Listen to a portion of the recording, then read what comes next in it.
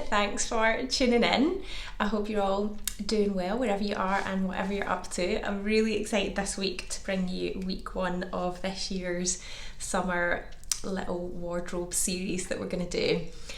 Last year it proved really popular and I've been looking forward to do another one since, and finally got everything organised and sort of sorted out. So welcome to week 1, and over the next 4 weeks I'm going to be taking you through 4 different patterns and showing you how to sort of mix and match them with each other, and then also how to wear them with other things that you might have in your wardrobe already, whether they're handmade things or whether they're ready to wear things as well.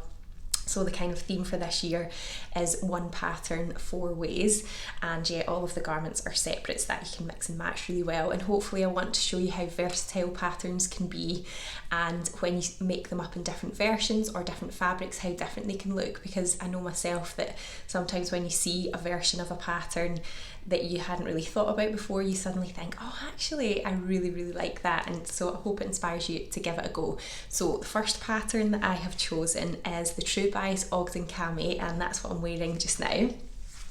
And I've got 2 versions of it to show you. So the Ogden Cami is a really simple top and camisole, and it's got a really flattering V neckline at the front and at the back. It's a little bit lower at the back, and then it's got some nice fine spaghetti straps which are really lovely as well, nice delicate straps there. And the fabric suggestions that come with the pattern are lightweight woven fabrics. So for my 2 versions I've chosen viscose crepe, and viscose is a really lovely soft drapey fabric that's got a lot of movement, which is perfect for a garment like this because the garment is quite loose, it doesn't have darts or anything, and the shaping and sort of style of it really goes with fabric that is nice and fluid and has a lot of movement in it. So if you're, say you're in a shop and you're thinking about buying fabric for this pattern, a good way to sort of work out if a fabric is going to work is just to unroll some of the fabric off the bowl or off the roll, kind of hold it up and sort of swish it around a little bit. If there's a mirror in the shop, because we've got a mirror in our shop too which gets used a lot, hold it up in front of you and kind of move it around, sort of scrunch it up with your hands and see how it kind of drapes back down again, and you're looking for something that's got just moves a lot on its own and just is really nice and swishy. So both of the 2 viscoses that I've chosen for my 2 versions are like that. So I have made a size 4 for my tops, and that's a US 4, so the pattern is a US pattern, and the size range goes from 0 to 18, but they're US sizes. So the bust measurement, just to give you a bit of context, it goes from 32 inches up to 44 and a half. Let me just check that, up to 44 and a half. So just check your actual body measurements before you pick a size, because the sizing is going to be different to what you might be used to in the UK. So in terms of construction, this pattern is pretty simple. It's just got 5 pieces. So it's got the front and back bodice, the front and back partial lining. So it's a partial lining because it comes quite low. It comes lower than what a facing would normally come. And then the strap pieces as well. But the main sort of challenge or thing to kind of contend with, despite the simple construction, is that the fabric might be quite slippy, and as I've said before, both of the fabrics I've chosen are quite slippery. So I'm going to show you my setup for how I cut these out, and I used a rotary cutter, some pattern weights, and self-healing mat as well. If you don't have those things, you can still use the sort of more typical pin the pattern pieces onto the fabric. Just use more pins than you normally would.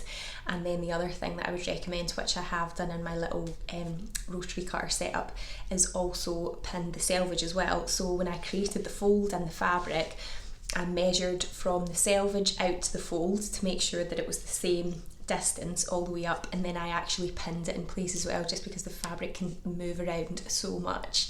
And then just spend a bit of time sort of smoothing it out. The other thing that's good to do with viscose is try to kind of square it up and make sure that that the fold is lying nice and straight. So either use the edge of a table to do that, or you can see here I've used the sort of line that's on my cutting mat to make sure that that's straight as well, so that before you even put the pattern anywhere near the fabric, you know that it's lying really nice and sort of flat, and it's not getting sort of contorted or sort of twisted out of place at all.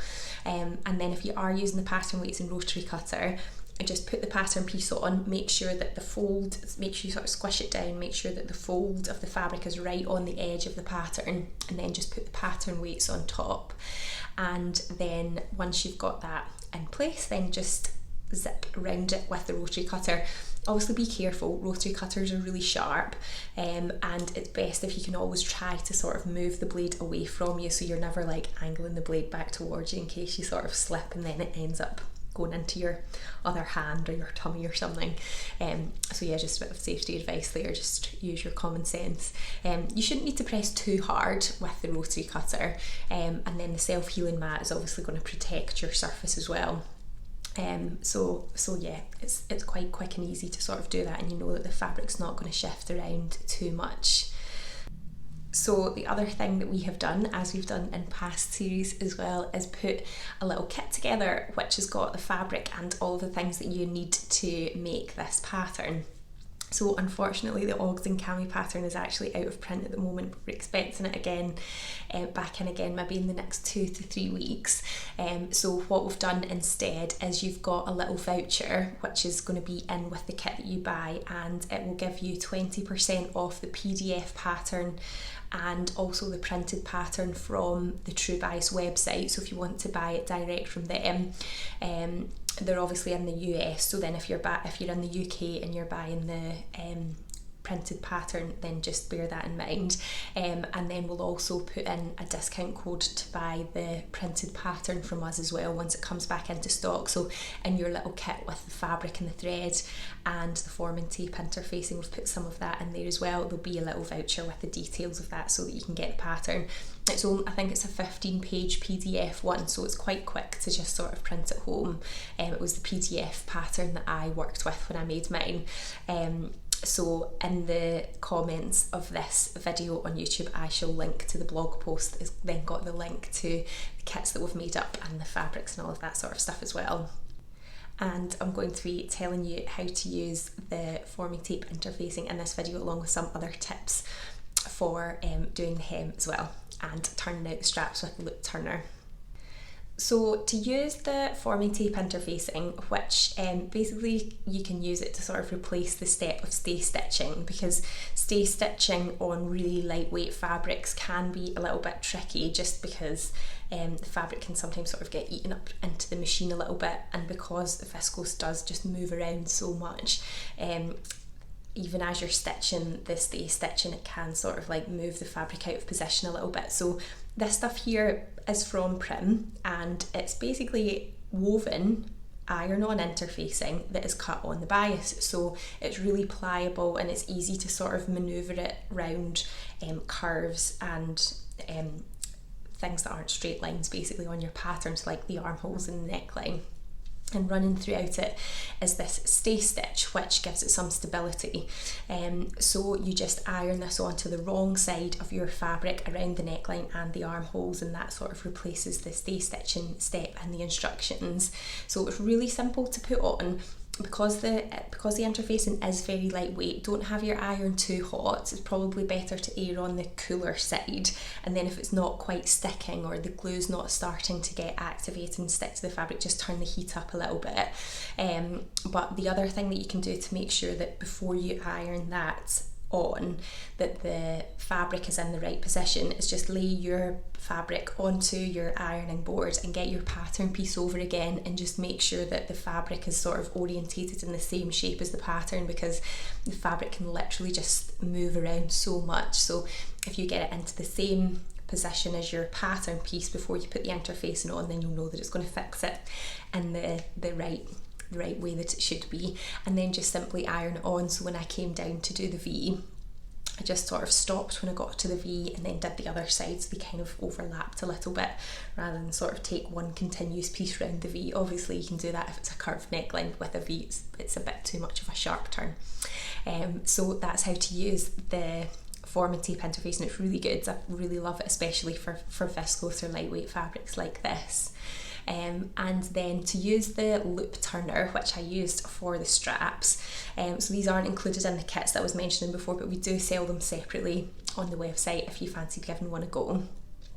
So at the top of the loop turner is a tiny little hook, and then it's like a latch that sort of moves up and down. So to use it, you sew your strap and trim the seam allowance back, and then just feed the loop turner all the way through the tube of fabric that you've created until the little hook pokes out the top. And then you just sort of draw it back a little bit, and what you're looking to do is put that little latch that's underneath the hook, make it sort of stab the fabric, the side, and then pull it back in itself, and the latch sort of flicks up, and it means a little bit of the fabric is gripped under the hook.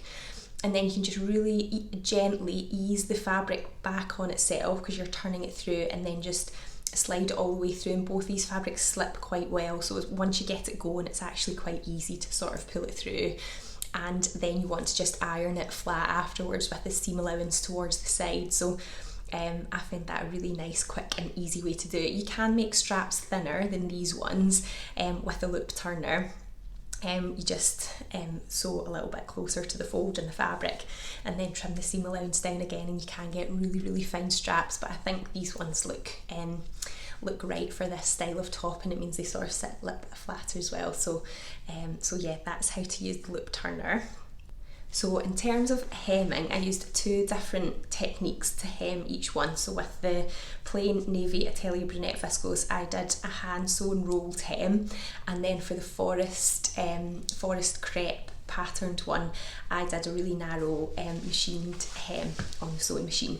So to do the machine one, first of all, what you can do is just sew a line of stitching to be a bit like a guideline or a pressing line, and you sew that about 4 to 5 millimeters away from the bottom edge of the fabric. So just move the needle on the sewing machine over to make sure it's in the middle of the foot, because that's a lot easier when you're sewing very close to the edge. So make sure your needle's in the middle of the foot on the sewing machine, and then just sew that all the way around, and then that's your guide to press it.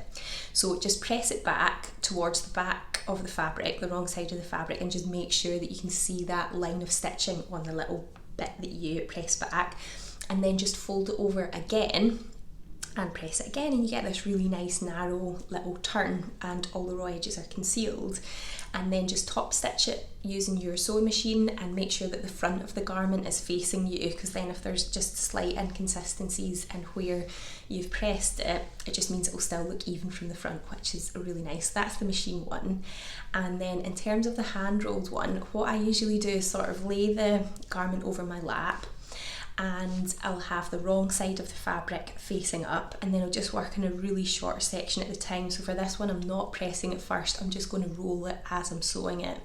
So here I'm using a yellow thread just so you can see it a little bit clearer, but you just anchor the thread close to the raw edge of the fabric just so that it's secured in, and then take a little sort of section that you can kind of control over your knee, and just roll it over twice as tightly as you can, and then I sort of fix it in place with my left hand, and then my right hand is actually going to do the stitching.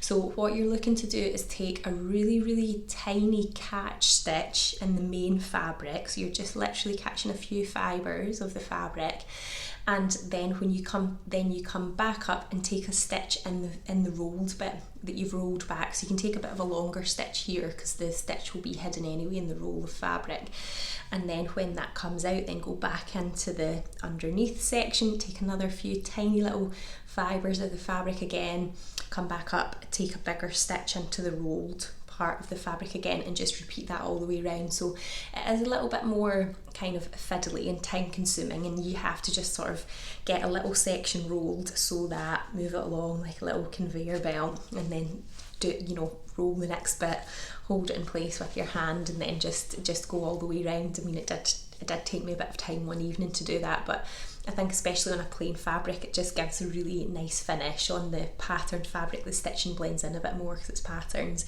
but on a plain fabric it looks quite nice to do it a bit more subtly.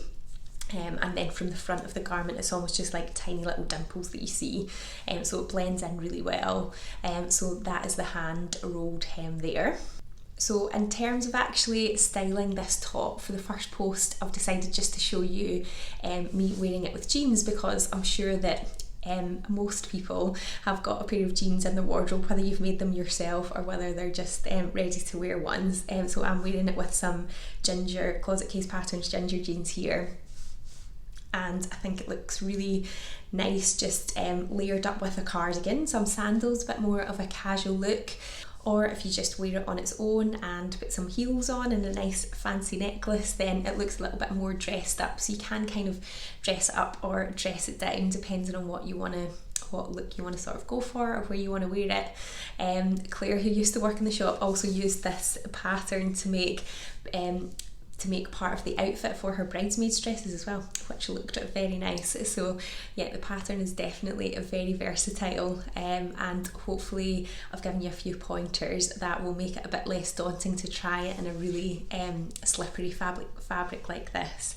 You can make the pattern also just in a cotton lawn as well, which will have a bit more stability and also look really nice. But yeah, it's what, you know, if you just get yourself sort of set up and sorted out, actually using the viscose is, you know, it's a nice challenge, and you've got quite a simple construction to use with it. So as I said before, we've got the kits that go with this pattern, and I'll link to them in the blog post which goes with this little video.